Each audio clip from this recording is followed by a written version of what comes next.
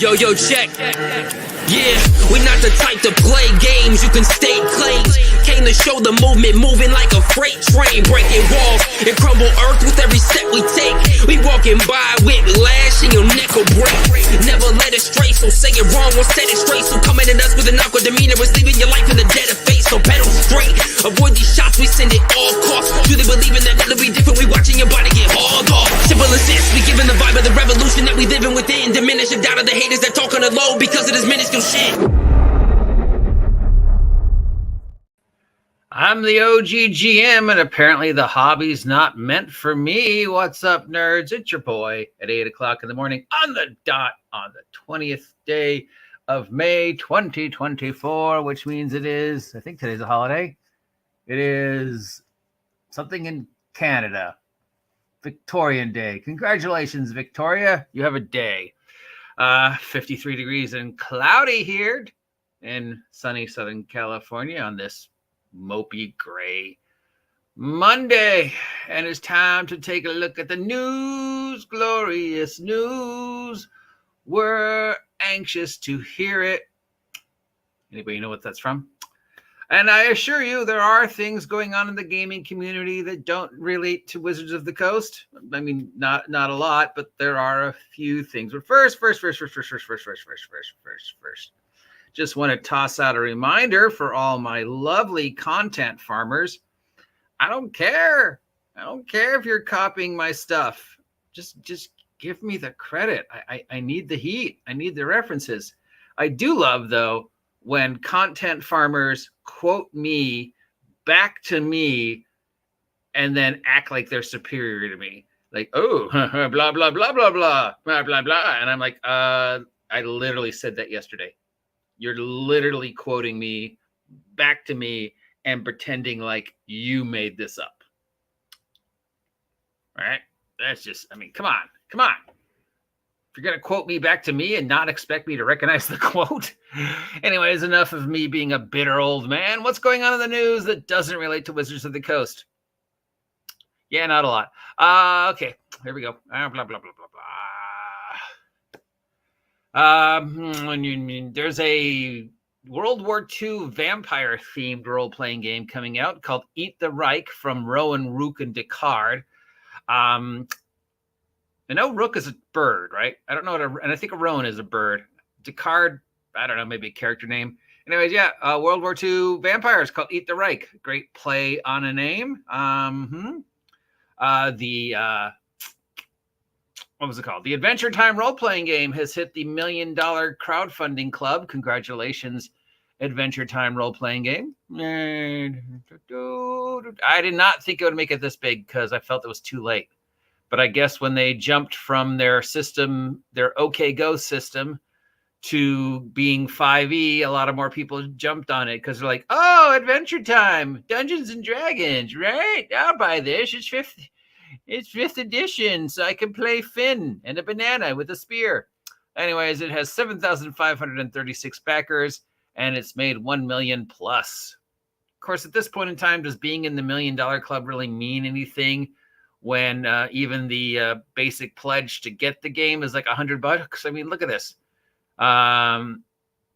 Basic pledge is anywhere from $90 to $100 now for most gaming products. So yeah, it's a lot easier for it to hit the $1 million club when you're charging people $100 plus to buy a Kickstarter that they may not even receive for another year or two. I mean, I know you got to make it worthwhile to yourself, but then you also got to make it worthwhile to us to pay $100 for a game I'm not going to see for at least a year or two. Inflation, man. Kickstarters are going to get more and more expensive to offer you less and less in the hopes that you will support them just simply based upon the merch, I think, right? I mean, that's really what's going to be the main selling point now, especially since most people know that I'm going to be able to get this online sooner or later, or some variation of online.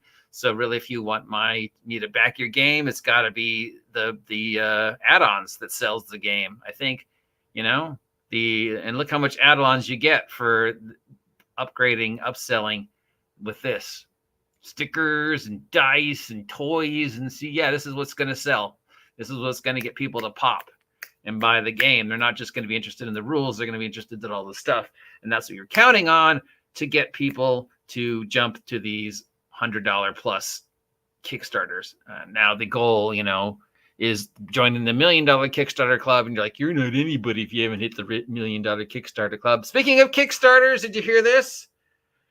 I don't know if you heard this. Apparently, Shadowdark Kelsey Dion won the OGL Wars.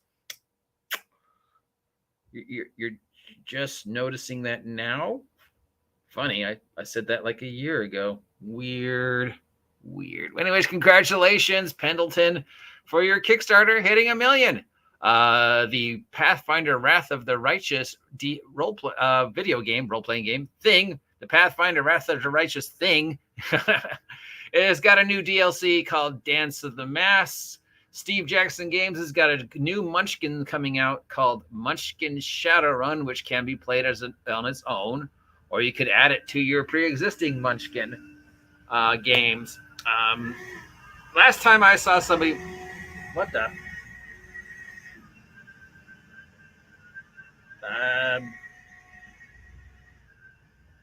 don't know what that was.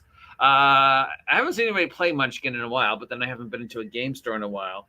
But the last time I saw people playing Munchkin, that stack of cards was getting pretty big. And it's at the point where there's so many expansions for Munchkin, you got to kind of go, I don't know if they're all meant to be played as one.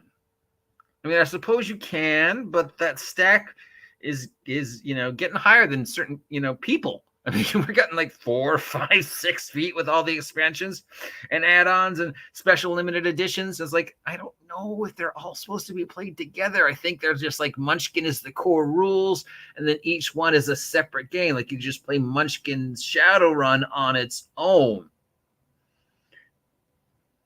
You don't have to slide the 30-plus Munchkin Shadowrun cards into your pre-existing stack of Munchkin cards, which is already taller than an NBA player. But if you can get away with it, then any more power to you. I mean, you may never see the bottom of the deck, but hey, if you can pull it off, congratulations. Moving on to what else is going on in the world. Oh, okay, nothing. Nothing else is going on in the world of tabletop role-playing games. So it's time to talk to all things Wizards of the Coast this week, because we cannot go 5 feet in the swamp that is the tabletop role-playing game universe without talking about this. And everything is about covers with Wizards of the Coast. Covers, the current smoke and mirrors that Wizards of the Coast is counting on to distract us is the covers. A lot of people have very mixed feelings about the cover and the alternative cover that has been offered for the new Player's Handbook, especially with the questions like, who is this? So here's the what we've been, there it goes, that weird truck again. Okay, it's white. It's got a flashing light. I think it's a street sweeper. Why the fuck does my apartment complex have a street sweeper? It just seems stupid. Am I paying for that? So this is the main cover. For those of you who haven't seen it, some of these characters apparently have appeared in other adventures. We still don't know who this is. There's been a lot of suggestions who this is. We've got this dwarf. Apparently he's shown up on other things. We've got this rogue who I think is a girl because there's a little bit of titties there. And apparently they've shown up. I've been told this is a new character. We're not sure if it's a drow or a tiefling or what, or just a really suntan elf or whatever. And we think that they're a sorcerer because they're casting 2 spells at once. We got this dude. This might be a paladin. We're not sure. And then we've got, is that the girl from Dungeons and Dragons, the cartoon? No, it's the alternate figure. So I finally tracked down who this character was. Remember when they released was last year with the Magic set? No, Stormwick Island. They released the figures of Stormwick Island, and it had the figures of the kids that look kind of like the kids from the Dungeons and Dragons cartoon, right? So we had monk chick, acrobat. She was a monk. Ranger chick, or ranger dude. Eric the Cavalier, who was my favorite character. somebody else, presto, and then this female cleric, and everybody was like, who's that? I don't remember any of the kids being a female cleric, but it was the female rogue character. I don't remember her name. She had the cloak of invisibility, thief, whatever she was called. Yeah. That's her, but for some reason they made her figure a cleric instead of her. And then that figure of her actually showed up eventually anyways. So why was this extra person added in who wasn't part of the cartoon? Or I don't even think was a character that appeared in the cartoon. At least I don't remember a cleric, but maybe. Anyways, that's who that is. And then we have the alternate cover. The alternative extra special double latte cover. If you haven't seen that, that's this one. The oh look, D&D so comfy cover.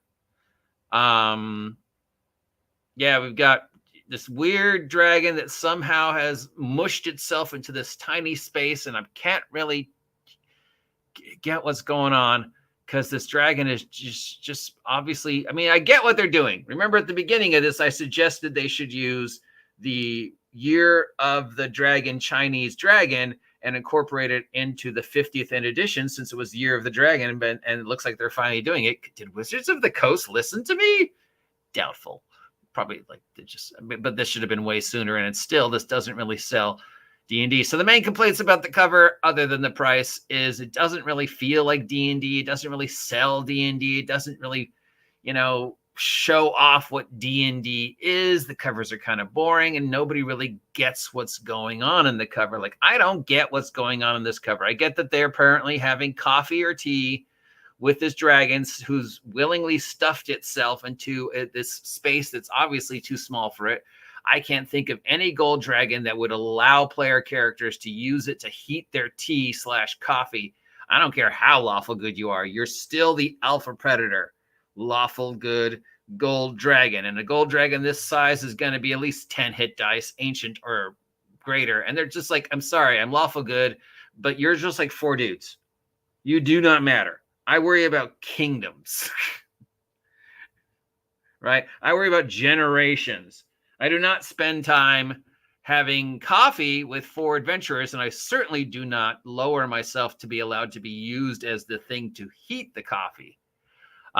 Anyways, we got this rogue/ranger who is either about to pounce on these guys, or is cleaning the dragon, or is just watching them.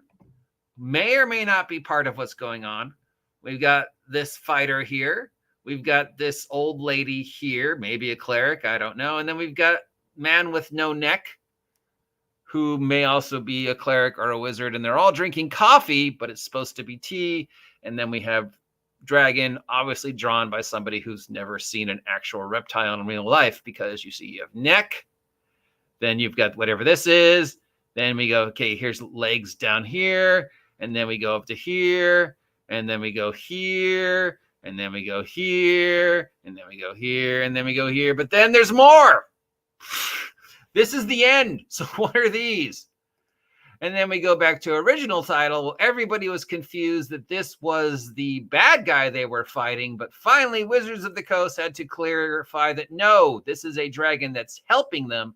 They're fighting something we don't see. And if you look at the extra large version of this picture, then there's a red dragon down here. And that's like, oh, they're fighting this red dragon, and these, whatever they are, and this very bizarre looking gold dragon is helping them. There's some confusion. Is this AI art or isn't it AI art? And it's like, oh yeah, it's definitely AI art. Just look how weird the dragon looks. And other people are like, I don't know if it's AI art because it just doesn't pop like AI art. Anyways, nobody seems to be happy with the cover. And it's not, I mean, sure, yeah, don't you wish you could draw this good? Of course I wish I could draw this good. And aren't you glad that an artist got their thing on a game at all? Yes, I'm very proud that that artist was able to pull this off and get their artwork on a cover before Wizards fires them or gobbles up their cover and claims they made it and the artist had nothing to do with it, which we know Wizards is going to do. But I also know you had better. It's not that I don't like the cover. It's not that I don't think it's an awful cover. I mean, it's a very weird cover, and it's not very exciting. Neither is the other one. My complaint, and apparently a few people agree with me, most of the people are arguing about other things, is you showed us other art. So we know you had objectively better art to use for the cover, but for some reason you chose this very strange painting. What else is going on? They want us to know that the kids from the cartoon are now maybe officially kind of in the book, which would of course go with the Stormwick Island, except they said the Stormwick Island were not the kids from the cartoon. They were an homage to the kids from the cartoon. Stormwick Island was an homage. They weren't the kids from the cartoon. And then we had Dungeons and Dragons, the movie, where we had the kids who might or might not have been from the cartoon, at which point that placed them firmly maybe in the Forgotten Realms.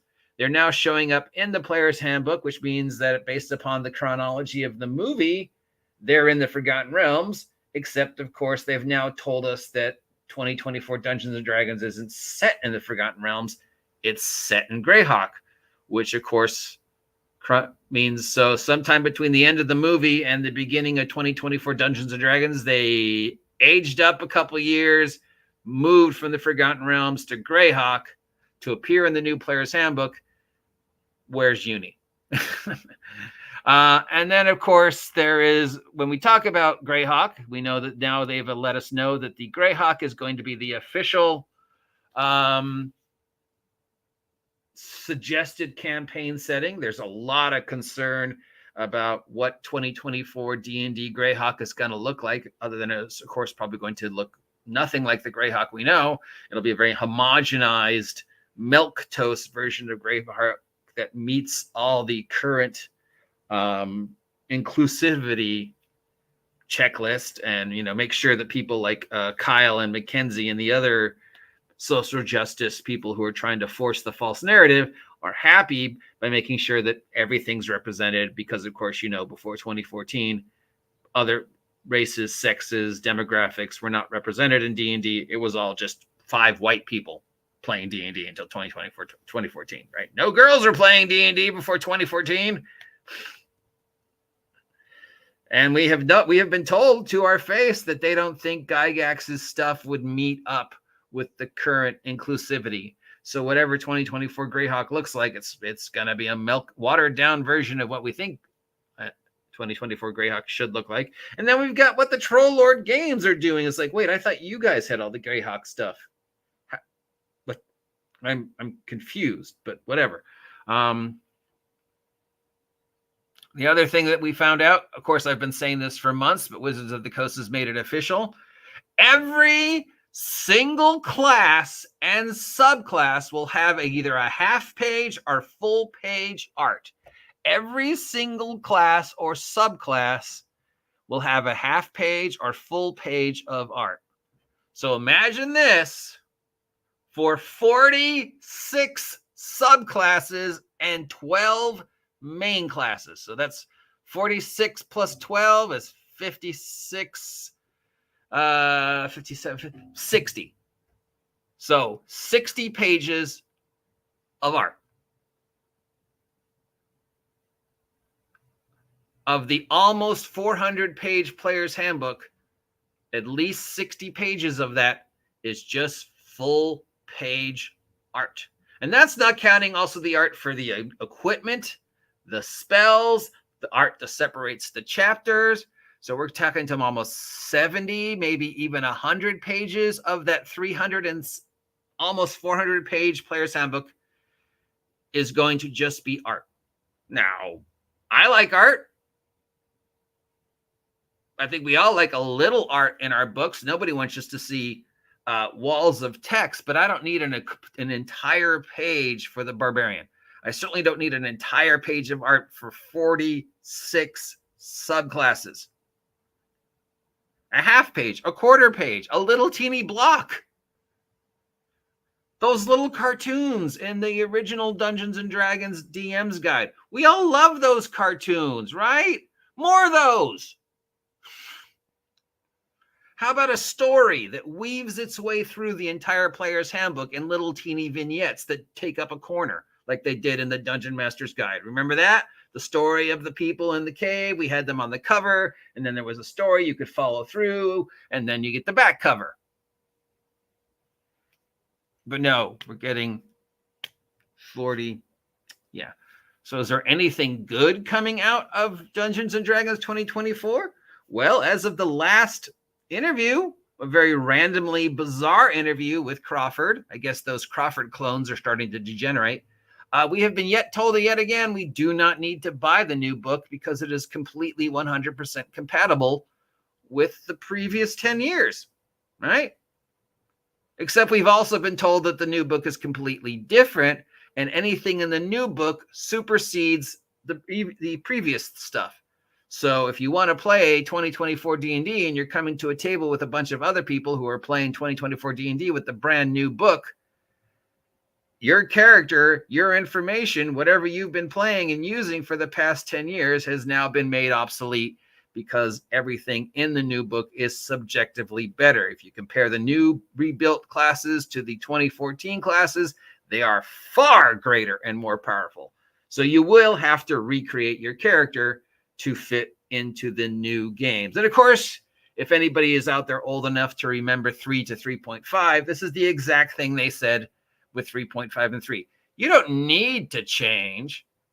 Everything in 3.5 is exactly the same as 3. Well, then why do I need a 3.5? Why did I have to just spend $100 on all new books if nothing's changed? You're literally telling me that you just changed a few editing mistakes, right? Why do I need a brand new book? You could have just done an errata for $10. If I don't need a new player's handbook, Jeremy Crawford, why does this even exist? You could have just done an errata for $10-$20. But no, we're getting a brand new player's handbook of almost 400 pages, at least half of which is just art, which is completely different. So it is a brand new edition. Please just start calling it a brand new edition. And how would I know? This is the other question I had about the art. How do I know that this is something new? How do I know this is the 50th edition, unless I pick up the book and look at the back cover? Nothing about this cover tells me that there's anything different. A casual observer would just go, oh, there's the Dungeons & Dragons Player's Handbook. They re-released it with a new cover. I've already got the Dungeons & Dragons Player's Handbook. Well, I don't need this. I've already got it. Right? And especially if you put it on the shelves next to the old one, as you're slowly, trying to get rid of the old stock, I'm going to see old 2014 Player's Handbook and new 2024 Player's Handbook. Nothing tells me that they're different. How do I know that's 50th? How do I know that you've updated and changed things? Why would I buy this? I already have it. Why would I buy this? I already have this. And if I'm a new person who's never seen it before and I see old cover marked down 30% and new cover and I don't know they're different, I'm going to buy the old one because it's cheaper.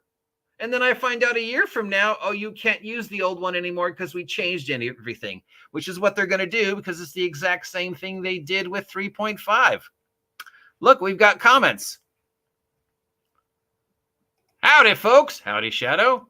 Dark Winter says, or you can come up with something you made up yourself as opposed to just stealing my shit, is I think it's what he's returning to.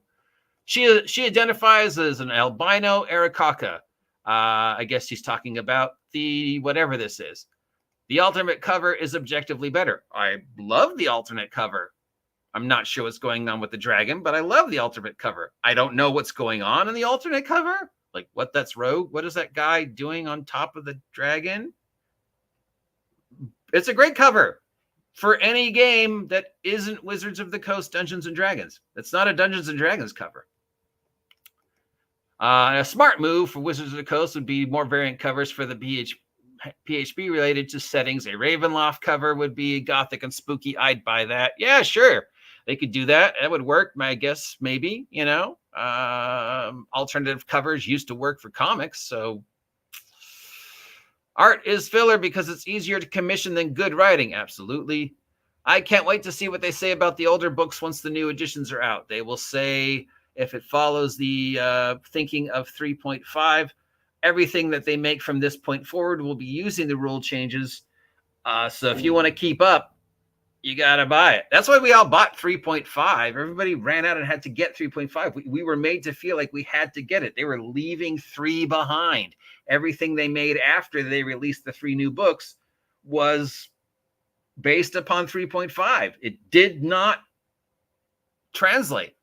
There's no reason for me to spend the $100 I spent on the new books, other than the fact that they kept telling us we had to.